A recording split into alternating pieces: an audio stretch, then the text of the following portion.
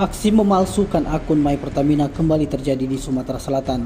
Hal itu dengan tujuan guna mendapat menimbun ribuan bahan bakar minyak subsidi. Tentu dalam penyelewengan BBM subsidi jenis solar dengan modus memiliki banyak akun My Pertamina ini mesti melibatkan pihak internal dari Opera SPBU. Seperti yang terbaru diungkapkan Subdit 4 Tipiter Ditreskrim Suspolda Sumsel, pimpinan AKBP Tito Dani. Sebanyak 7 orang tersangka turut diamankan yang mengaku sudah lebih kurang setahun beroperasi dengan modus operandi demikian. Untuk TKP terjadi di SPBU 24-322146 yang berada di Jalan Raya Pulau Beringin, Desa Gunung Terang, Kecamatan Buai, Sandang Aji, Kabupaten Oki Selatan. Adapun tersangka yang berhasil diamankan yakni 3 orang bekerja di SPBU yakni berinisial MK selaku pengawas SPBU dan 2 operator SPBU masing-masing berinisial CA alias E dan AU.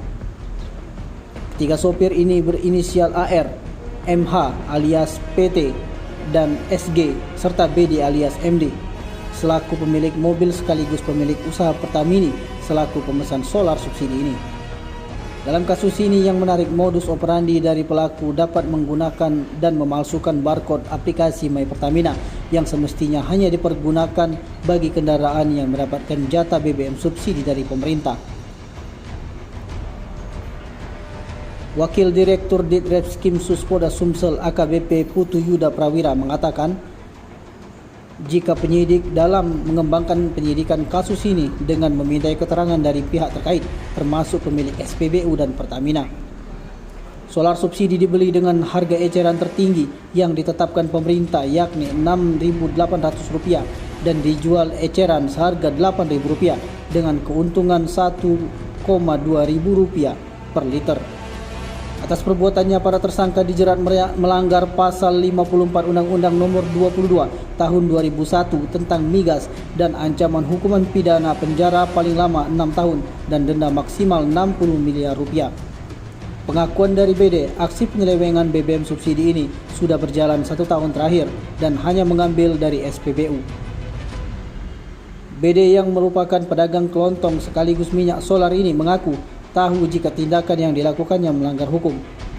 Namun lantaran tergiur keuntungan yang menjanjikan, akhirnya tersangka tutup mata dan tetap melanjutkan hingga akhirnya ditangkap polisi.